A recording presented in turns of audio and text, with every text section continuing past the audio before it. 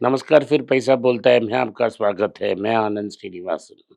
आज एक बड़ा दुर्घटना हुआ, अहमदाबाद से लंदन गैटविक तक जाने वाला था एयर इंडिया ड्रीम लाइनर 787 गिर गया।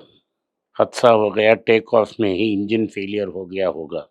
अभी तक कारण का कोई रीज़न अभी तक बाहर नहीं आया है, लेकिन और क्या हुआ इसके बारे में न्यूज़ अभी तक हमें पता नहीं। लेकिन ये बहुत सैड न्यूज़ है कि एयर इंडिया का ही एक प्लेन नीचे हो गया है। ये बहुत साल बाद भारत में एक हादसा हो रहा है। तो हम फर्दर डिटेल्स के लिए वेट करेंगे। उसके पहले ही मार्केट बहुत वीक था और वीक हो गया, लगभग 275 पॉइंट नीचे हो गया मार्केट। सेंसेक्स 900 पॉइंट नीचे हो गया। जो आरबीआई का बाउंस मिला, वो बाउंस को सरेंडर कर दिया। तो मार्केट अभी वो फिर से वो रेंज में आ गया, बिटवीन 24,000 एंड 25,000, और वही रेंज में स्टक होगा, क्योंकि मार्केट को अर्निंग्स को सपोर्ट करना है। अभी अर्निंग्स सपोर्ट नहीं कर रहे हैं। सारे टाटा ग्रुप की स्टॉक्स गिर गए हैं और नीचे जा रहे हैं। इंडिगो की पेरेंट इंटरग्लोब की शेयर्स में भी गिरावट है, स्पाइस जेट की शेयर्स में गिरावट है, और सारे जो एविएशन स्टॉक्स हैं वो नीचे जा रहे हैं। टाटा के और ग्रुप कंपनीज भी नीचे जा रहे हैं, जैसा टाटा मोटर्स, टाटा स्टील, सब कुछ नीचे जा रहा है। अभी तक हमें कोई रीजंस पता नहीं क्यों प्लेन क्रैश हुआ, क्या हुआ, इसके बारे में हमें कोई जानकारी नहीं है। लेकिन सुबह तो अमेरिका से न्यूज़ आया कि इन्फ्लेशन की जो गति है वो कम हो गई है। जो कोर इन्फ्लेशन है वो सिर्फ ये 0.1% ऊपर उठकर 2.8% तक पहुंच गई है, और टोटल सीपीआई 2.4 तक पहुंच गई है। कोर सीपीआई में फूड और इन्फ्लेशन की इफेक्ट्स को बाहर निकाला जाता है। उसी मैट्रिक्स को फेड देखती है। लगता नहीं है मुझे अगस्त सितंबर रेट कट आ जाए, क्योंकि अभी तक टैरिफ्स का इफेक्ट फुली नहीं हुआ है। तो हमें वेट कर कर देखना चाहिए क्या हो रहा है। एक समय ट्रम्प साहब बोल रहे हैं कि चाइना के साथ उनका ट्रेड फ्रेमवर्क तैयार है, और दूसरी जगह बोल रहे हैं कि वो फिर से सारे देशों को कत्ल किएंगे, कि यूनिलैटरल टैरिफ फिर से आएगा। तो मार्केट रैटल हो गया और कल नीचे आया, और सेफ हेवन में गोल्ड का दाम ऊपर गया। 22 कैरेट गोल्ड 9,100 तक पहुंच गया है, और 24 कैरेट गोल्ड 9,900 के ऊपर ट्रेड हो रहा है। तो ये रहा मेजर न्यूज़। आज बहुत सारे न्यूज़ अभी देखने को है। मैंने आपको बताया कि लेंसकार्ट जैसे कंपनियों को पैसा नहीं मिल रहा है प्राइवेट इक्विटी से, तो लेंसकार्ट को पब्लिक एंटिटी होना चाहिए। एक आईपीओ होने वाला है, पोटेंशियली $1 बिलियन। लेंसकार्ट अच्छी परफॉर्मेंस कर रही है, सेल्स को एक्सपेंड कर रही है, लेकिन अभी तक उसने बड़ा प्रॉफिट नहीं कमाया है। तो जब आईपीओ होगा, उसके बाद प्रॉफिट्स के बारे में देखा जाएगा। और जो हमें ये भी पता लगाना चाहिए कि किस वैल्यूएशन में कंपनी लिस्ट हो रहा है। अगर लिस्टिंग बहुत हाई वैल्यूएशन में होता है तो हमें अवॉइड करना चाहिए। ड्राफ्ट रेड हेरिंग पे प्रोस्पेक्टस को देख के ही हमको डिसाइड करना है कि क्या इस आईपीओ में हम पार्टिसिपेट करेंगे कि नहीं।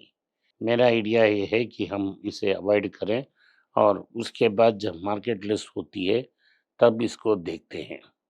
जो रेयर मेटल्स की एक्सपोर्ट्स चाइना थ्रेटन कर रही है, वो ग्रिप लूसन करने की बात कर रही है।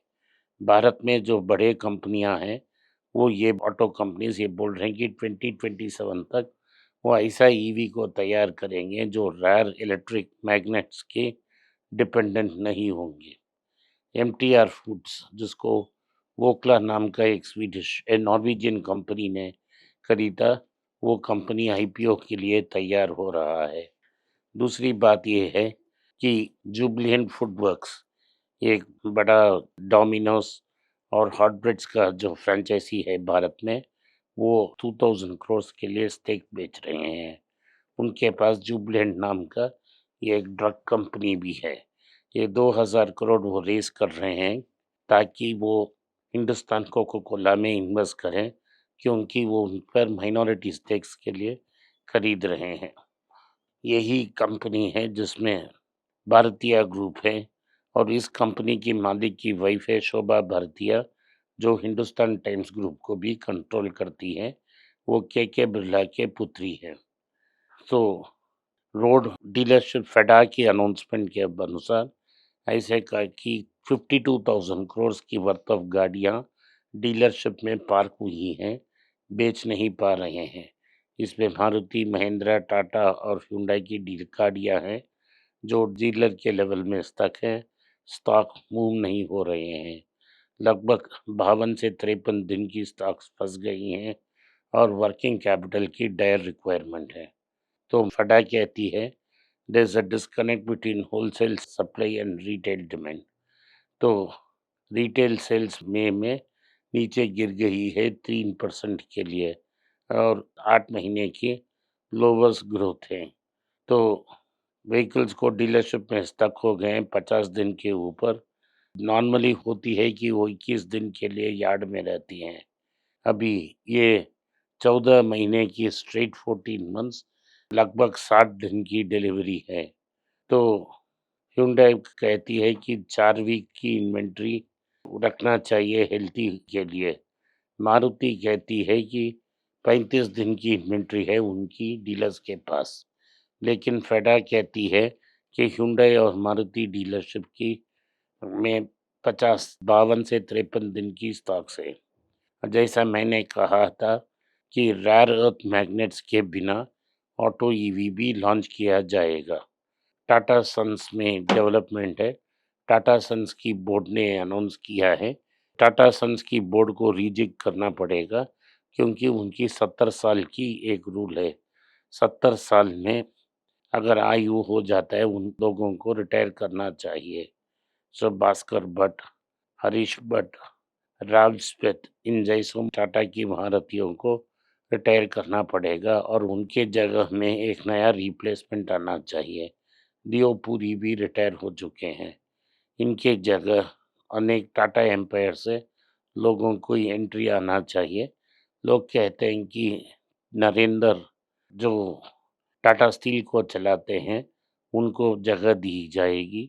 अभी ट्रस्ट की लोगों पर कोई एज रेस्ट्रिक्शंस नहीं है। उनमें चंद्रशेखर, नियोल टाटा, वेणु श्रीनिवासन, विजय सिंह रिप्रेजेंटेटिव्स हैं। मेहुल मुस्त्री भी इनके नोट इनमें से एक है। सो इन सबको रखते हुए इस टाटा ग्रुप में एक शेकअप होने वाली है। ये पहली बार ऐसा होगा कि रतन टाटा के देहांत के पास बोर्ड को रीस्ट्रक्चर किया जा रहा है। मैं अनेक बार आपको बोलता हूँ भारत में कैश एक रिकवरी हो रही है। जो आम आदमी की प्रोडक्ट्स हैं वो बेच नहीं पा रहे हैं, लेकिन एग्जॉटिक ड्रिंक्स जैसे प्रोबायोटिक्स में मार्केट डबल हो चुकी है। अभी 1000 करोड़ से लेके 2075 करोड़ तक पहुंच गई है। भारत में अमीर हो रहे हैं और गरीब की स्थिति और डिफिकल्ट हो रही है। तो इन जैसे एक्सक्लूसिव प्रोडक्ट्स की सेल्स बहुत ज़्यादा हो रही है। आपको हमारे पटाखे लिस्ट होगा उसमें से एक दो स्टॉक कंसिडर करें और मार्केट को और नीचे आने की वेट करें। आज के लिए इतना ही। आपने इस पॉडकास्ट को सुना इसके लिए मैं आपका आभारी हूँ। हो सके तो वीडियो को लाइक कीजिए, चैनल को सब्सक्राइब कीजिए और बेल नोटिफिकेशन दबाएं। इस वीडियो को अपने दोस्त और रिश्तेदार के पास भेजें और उन्हें देखने की आग्रह करें। नमस्कार, धन्यवाद, जय हिंद।